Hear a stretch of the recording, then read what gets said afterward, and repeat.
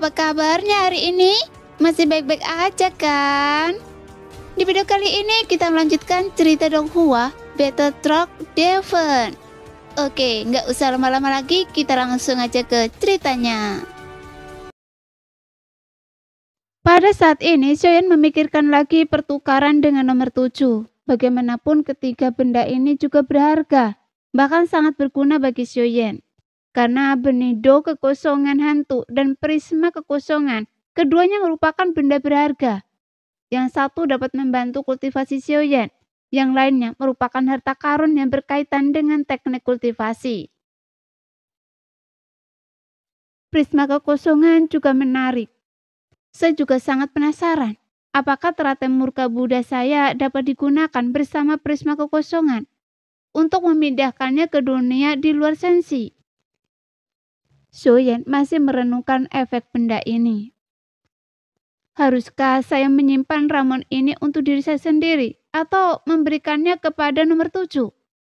Namun, 7 mempercayakannya pemurnian pil ibu dan anak yin yang ini yang merupakan ramuan kelas atas. Jika saya menyimpan untuk diri saya sendiri, itu bukanlah ide yang bagus. Jika saya memberitahu 7 bahwa pemurniannya gagal, 7 mungkin tidak akan menyalahkan saya. Karena 7 sudah mengatakan sebelumnya bahwa kegagalan tidak akan menjadi masalah. Karena itu hanyalah salah satu penyebab di antara ramuan yang telah dimurnikan sebelumnya. Tapi dalam pemurnian saya sebelumnya tidak pernah gagal. Jadi ini bukan masalah pil ibu dan anak yin yang, melainkan reputasi saya. Jika saya gagal, bukankah itu hanya akan merusak reputasi saya? Jelas, keberadaan pil ibu dan anak yin yang ini tidak cukup untuk membuat Xiaoyan menipu nomor 7. Jadi setelah Xiaoyan mengambil keputusan, dia segera mengemas ramuan istimewa ini dan meletakkannya di dalam botol giok. Saat dia berdiri, seluruh pavilion alkimia bersorak riuh. Keahlian alkimia yang mulia telah menggemparkan dunia. Setelah beberapa saat terdengar suara naik turun seperti ombak, kemudian Xiaoyan melambaikan tangannya dan suara itu perlahan menghilang. Semua orang di alam dewa kuno, kalian semua tahu apa yang sedang sensi kita hadapi. Kalian semua adalah kebanggaan alam dewa kuno, putra dan putri sensi. Jadi setiap orang harus bertanggung jawab atas nasib dunia. Semua orang harus siap menghadapi bahaya. Begitu perang pecah, konsumsi obat mujarab akan sangat besar. Jika Anda bisa mendapatkan beberapa wawasan dari alkimia saya harap Anda bersedia membantu saya dan berjuang untuk sensi.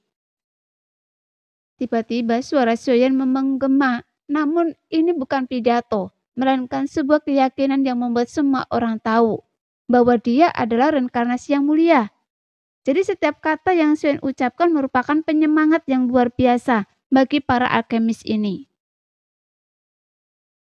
Baiklah, kami akan mengikuti teladan Anda dan memberikan segalanya untuk sensi, kemudian berjuang untuknya. Xiaoyan mendongak, mendengarkan sorak-sorai yang memekakkan telinga yang membuat hatinya terguncang, dan sebuah cahaya bersinar di matanya, berkilauan di hati mereka. Sekarang Xiaoyan telah menjadi sosok yang dikagumi dan dikejar, memberi mereka keyakinan. Bagaimanapun masa-masa sulit sedang mendekat dan begitu tiba, keyakinan menjadi yang terpenting. Oleh karena itu, Xiaoyan memahami langkah ratu. Alasan mengapa ratu memberitahu identitasnya ke seluruh alam dewa kuno seluruh dunia sensi, bahwa Xunsang telah kembali. Karena identitasnya sudah tidak perlu lagi disembunyikan, bagaimanapun Taisu sudah mengetahuinya. Jadi tidak ada gunanya untuk terus menyembunyikannya.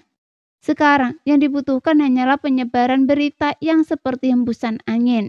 Berharap informasi ini dapat menyebar ke 9 dunia utama. Bagaimanapun, hanya dengan kata Xunsang saja dapat menghidupkan kembali 9 dunia utama.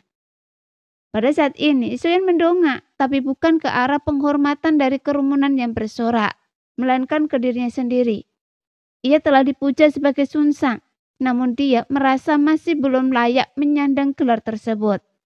Hanya saja dunia sensi sekarang membutuhkan penguasa tertinggi, dan dia adalah reinkarnasi penguasa tertinggi. Saat Xiaoyan sedikit menundukkan kepalanya, matanya terbuka dan tertutup. Ketika ia mendongak lagi, aura kebanggaan terpancar darinya, yang membuat sorak-sorai naik turun untuk waktu yang lama. Karena bagi banyak orang, inilah tujuan hidup yang sesungguhnya. Dikagumi ribuan orang, namun tak pernah dilupakan.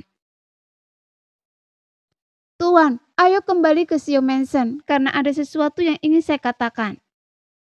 Suyen menggunakan kekuatan jiwanya untuk menyampaikan pesan kepada Yo Chen, lalu menghentakkan kakinya. Kemudian sosoknya menghilang dari dalam pavilion alkimia. Tuan, saya akan pergi dari dunia sensi lagi. Sepertinya sudah lama sekali sejak terakhir kali kita bertemu. Tapi Anda tampak begitu berseri-seri, sehingga lega Anda baik-baik saja. Di dalam Sio Mansion, Xiaoyan menyeduh teh sendiri dan dengan hormat menyerahkannya kepada Yo Chen. Di usia Anda ini, apa Anda masih ingin menggoda guru Anda tentang hari-harinya di alam dewa kuno? Rasanya santai dan menyenangkan tanpa tekanan. Tapi saya juga tahu itu pasti sangat sulit bagi Anda setelah berjuang selama bertahun-tahun. Yo Chen mengambil teh dari muridnya dan menyesapnya dengan lembut, sehingga rasa manis yang tersisa terasa membasahi tenggorokannya dan memenuhi hatinya. Inilah takdir murid Anda. Tuan, Anda seharusnya mengerti bahwa setelah bertahun-tahun yang tak terhitung jumlahnya, hal yang paling sulit diatasi adalah kesepian, kata Xiaoyan sambil tersenyum. Setelah berbicara, ia perlahan menyesap tehnya. Mendengar itu, Yo Chen sedikit terkejut, lalu tersenyum. Dia jelas setuju dengan kata-kata Xiaoyan. Sebelumnya, dia hidup sendirian, tetapi sekarang dia memiliki 12 anak. Meskipun mereka semua sudah dewasa dan jarang memperhatikannya. Ya, memang sangat sepi, desa Yo Chen. Xiaoyan mengangkat alisnya lalu menatap Yo Chen dan kaget. Saya tidak punya kemampuan seperti Anda, apalagi bakat Anda. Jadi nikmati saja hidup ini sebentar. Baik manusia maupun dewa, Anda harus melakukan sesuatu agar tidak terlalu kesepian. Yo Chen tersenyum menjawab pertanyaan Xiaoyan. Bagaimanapun seorang guru tetaplah seorang guru. Pandangan hidup yang jernih. Mari minum teh, kata Xiaoyan yang membuat Yo Chen tersenyum. Kemudian mereka mengobrol tentang segalanya, tetapi tidak ada yang penting. Hanya urusan keluarga dan apa yang telah mereka lihat dan dengar. Tuan, pil ini untuk Anda. Xiaoyan mengeluarkan botol giok berisi pil pengembalian mimpi. Pil ini akan memungkinkan Anda untuk bermimpi, untuk kembali ke kenangan indah semasa lalu Anda. Yo Chen mengambil botol giok itu dan memeriksanya. Kemudian sebuah senyum mengembang di wajahnya. Tuan, kenangan saya yang paling tak terlupakan adalah hari-hari yang saya habiskan bersama Anda. Xiaoyan menatap Yo Chen dan bertanya-tanya apakah Yo Chen juga sama. Setelah ngobrol untuk waktu yang lama, Yo Chen akhirnya pergi. Namun Xiaoyan tetap berada di Sio Mansion. Kemudian sebuah token giok muncul di tangannya yang menghubungkannya dengan alam dewa kekacauan. Pada saat ini, hanya prasasti batu 9 dan 7 yang memiliki 2 sosok Yolan. Sepertinya Anda membawa kabar baik, kata 7 lebih dulu. Iya, saya berhasil memurnikan pil ibu dan anak Yin Yang. Setelah berpikir sejenak, Xiaoyan memutuskan bahwa dia tidak bisa menyimpan pil tersebut untuk dirinya sendiri. Kalau tidak, ini mungkin terakhir kalinya ia mendapatkan resep tingkat transenden dari 7. Jadi semuanya harus dipertimbangkan dalam jangka panjang. Lagi pula, Xiaoyan masih memiliki 2 buah kembar Yin Yang. Jika ia memiliki bahan obat lainnya, Xiaoyan masih bisa menyempurnakannya lagi. Saya penasaran bagaimana Anda bisa menciptakan buah kembar Yin Yang ini? Tanya 7 dengan penasaran. Bagaimanapun buah semacam itu sangat sulit dibentuk. Bahkan ketika ia menjelajahi berbagai alam, nomor 7 hanya berhasil mendapatkan 1 yang layu. Itulah sebabnya ia bertanya. Namun Xiaoyan tetap diam. Dia tentu saja tidak bisa menjawab pertanyaan ini dan tidak ingin mengatakan apapun. Saya akan mengirimkan ketiga benda yang saya janjikan pada Anda. Nomor 7 melanjutkan. Seolah-olah transaksi di antara mereka tampaknya merupakan jenis transaksi yang paling murni. Seperti kata pepatah, semua orang di dunia datang untuk mencari keuntungan dan semua orang di dunia pergi untuk mencari keuntungan. Oke, saya punya permintaan lain. Bisakah Anda memberi saya bahan-bahan obat untuk 1 set pemurnian pil ibu dan anak yin yang dan buah kembar yin yang? Dan saya bisa menemukan cara untuk menukar bahan obat yang Anda miliki dengan pil obat. Apakah Anda tidak keberatan? Kata Xiaoyan dengan serius. Jelas Xiaoyan tidak meminta semua bahan pil ibu dan yin yang, tetapi dia bersedia menukarnya dengan pil obat yang akan disempurnakannya nanti. Dan ini adalah langkah manipulatif. Untuk bahan obat selain buah kembar yin yang tidaklah berharga. Jika Anda berhasil menyempurnakan pil obat ini, semuanya akan menjadi milik Anda.